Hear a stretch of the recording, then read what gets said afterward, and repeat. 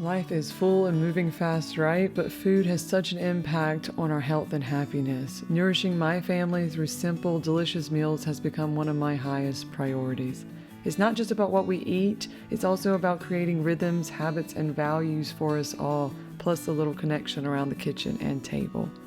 Feeding the people we love, even if it's just for one, can be such a grounding habit. So I'm sharing a few simple, nourishing meals that are both delicious and practical, one flu-fighting. Each one is doubled so they can easily carry us through a full week of weeknight dinners with minimal extra effort. For a moment of indulgence, sharing the best dessert I've made all year that is guaranteed to bring smiles to. Hope you'll enjoy some time in the kitchen with me this week. Today I'm making a really quick 20-minute garlic ginger noodle soup. It's nourishing, super comforting, and great with the cold and flu season coming along. And I love that it's quick, so it's actually something you could make when your kids are sick or you're sick, or you could just make the broth and freeze some. I'm gonna do a double batch of the broth so we can hopefully have some tonight, and then I'll throw some extra vegetables in for lunch tomorrow. My toddler's super fussy these days. I think he's got his teeth coming in, so I'm gonna go ahead and chop all the vegetables that I can. That'll make it even easier at dinner time tonight. Ooh, shallots always get me. I find ginger easier to grate once it's been peeled, but it's not necessary and you can skip it if you're short on time. Well, I've got the shallots all cut up and the green onions that go in, and then I can just mince and grate the garlic while that cooks. And then it'll come together really easy tonight, which will be nice. Right at dinner time, I caramelized the shallots that I've pre-chopped in avocado oil while cleaning and chopping the rest of the other veggies that go into the broth that's being made. I recently pulled out this baby sling I had forgotten about. He just wants to be so close and see what I'm doing, and this makes it at least possible for me to cook dinner at the same time and a bit more peaceful. I saved the rest of the ginger for some tea tonight and add in the green onion bottoms, garlic, and ginger to those caramelized shallots to cook for about 1 to 2 minutes. This is what gives the soup so much flavor and health benefits.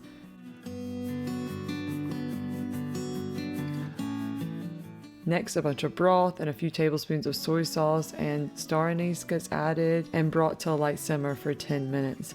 I'll admit pouring the soy sauce with a baby on my hip was a little tricky. He kept trying to grab that spoon. I wish I had made some homemade bone broth for this. It would really take it to the next level, but I've been sick and just need something quick. It still turned out amazing, but it would be more nourishing with that. And next time, I'm also going to add an anchovy pack in to simmer too. I think it'll make it taste even better. I wish you could taste this through the screen. It's such a nice, clean, delicious, deep flavor. It's almost like pho that you get from like a really good restaurant. The star anise adds this like subtle sweet, almost licorice note, and a hot soup with ginger and garlic is just perfect when you're feeling a little run down. Once it's simmered, take the star anise out. I recommend separating out any of the broth you want to store for the future at this point. Do it before you add the veggies to cook for about like 8 minutes they need. We ate most of the veggies out here and just added more veggies and noodles in the next night. I did add zucchini to the recipe as my baby loves it, but feel free to use whatever you really like in this type of meal. The noodles get added near the end. They only need about 3 minutes. And the next day we did use regular rice noodles instead of these whole wheat ones, and my kids definitely preferred those. But it's all topped off with red pepper flakes, sesame seeds, and a little of the green onion tops. Then it's ready. That's it. The whole family loved this one, even my husband, who is a bit more picky with Asian soups. Everyone slurped it up and it felt so nourishing, exactly what we needed on a chilly day.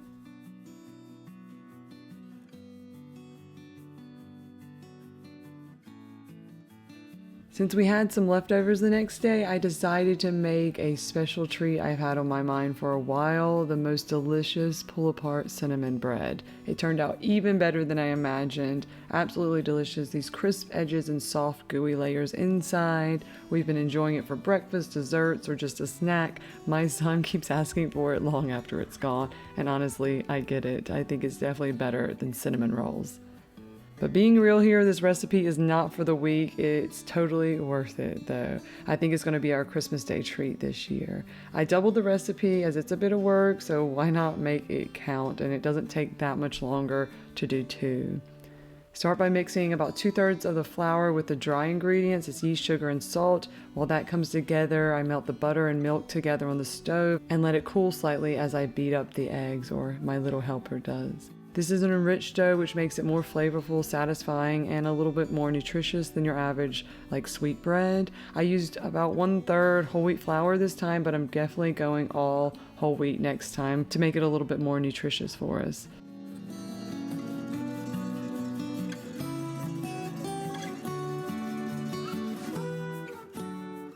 Once the butter and milk mixture gets cooled to around like 110, stir in the vanilla and some warm water.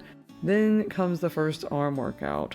Slowly incorporate all the wet ingredients into the dry. The eggs are added last. It will look really soupy for a while, but stick with it for probably a good 5 minutes. It will come together.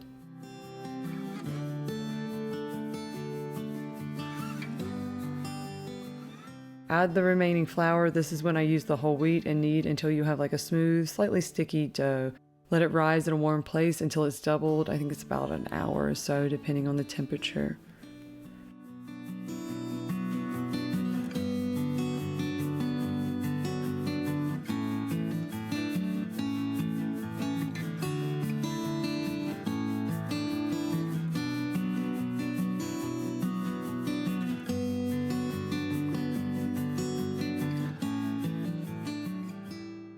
I didn't get back to it here until later that evening, but luckily you can even pause here and refrigerate it overnight if needed, and it was still fine to let it set out a little longer. My only regret is no one got to enjoy it really warm with me when it came out the oven that night. Seriously, the best thing I've made.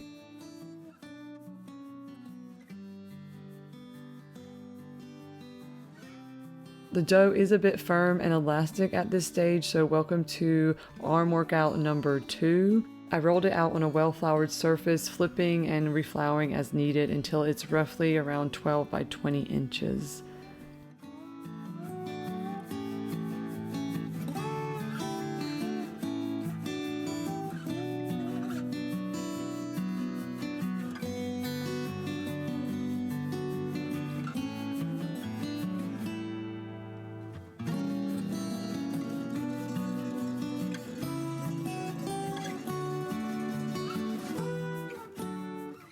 Now for the best part, the filling. Mix together a generous amount of sugar, cinnamon, and the last of my nutmeg. Meanwhile, I've browned this butter on the stove. I'll record a video for that. It's just simmering butter until it turns golden and whisking constantly at the end. The second batch got more of those brown bits at the bottom, so it's going to be even better because that's where all the flavor is. Just spread the cinnamon sugar atop that butter. Yes, it's a lot of sugar, but just go for it. It's not something you have often.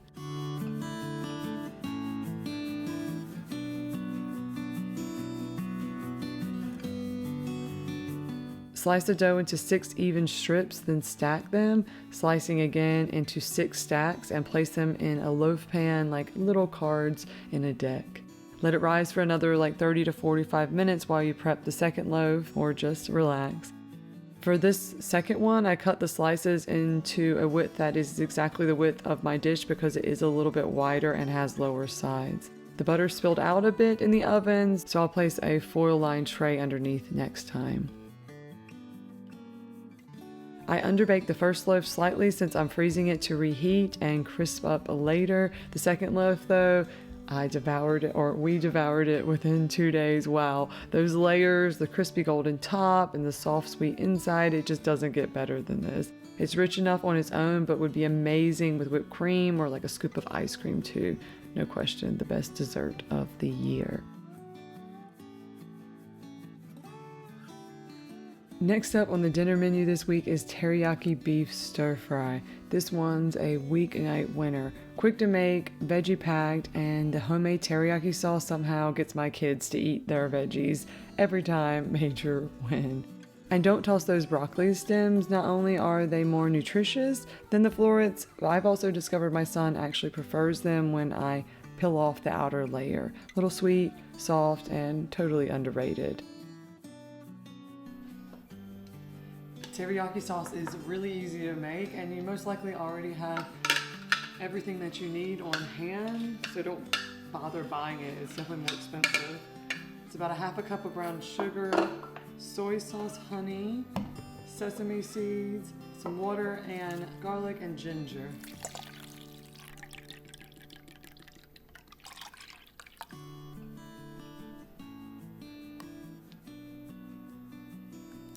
I always keep ginger in the freezer. It gets a little watery and tougher to grate, but it lasts forever and saves money and guilt from the sad shriveled ginger stumps I usually have to throw away if I don't. I double this meal because leftovers equal another dinner sorted. It takes a little bit longer since I need to stir fry the vegetables in 2 rounds, but it's totally worth it for a second meal with 0 effort. Once the oil starts to cook off the vegetables, I splash in a few tablespoons of water. It steams the veggies the rest of the way through and helps get like a wok-like vegetable without one.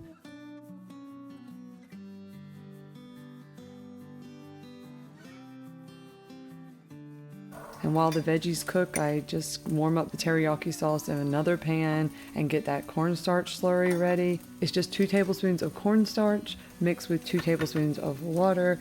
This thickens the sauce at the end, giving it that like glossy, thick takeout style finish you're all used to. My husband's going to be really happy. I wish I could find more recipes that have a lot of meat in them, but also kids love. My kids aren't huge fans of meat, which is why I don't do a lot of just meat and sides. If you know of any good ones, let me know in the comments. Also, if you're trying to save a few bucks, flank steak would work great here. I would just marinate it first for extra tenderness. After the teriyaki sauce has boiled down some, I add in that cornstarch and turn off the heat. This handy magazine is keeping my little helper so busy. I love how he just circles every single item. He wants every single one.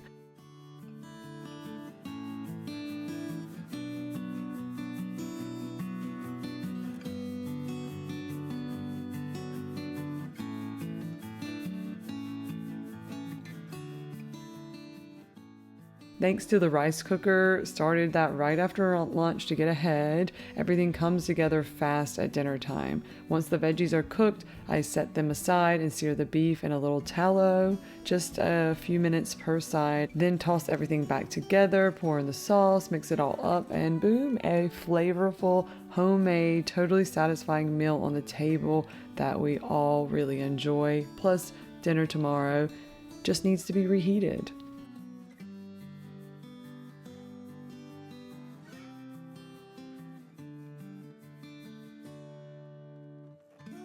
While I was cooking, my husband brought out all the Halloween decorations, which kept my boys happily occupied for a solid 30 minutes. It was practically a spa day in the kitchen for me. Thankfully, the decorations survived the chaos and made it onto our spooky front porch this year. I especially loved how the floating witch hats turned out in the trees. I'm maybe going to add more next year.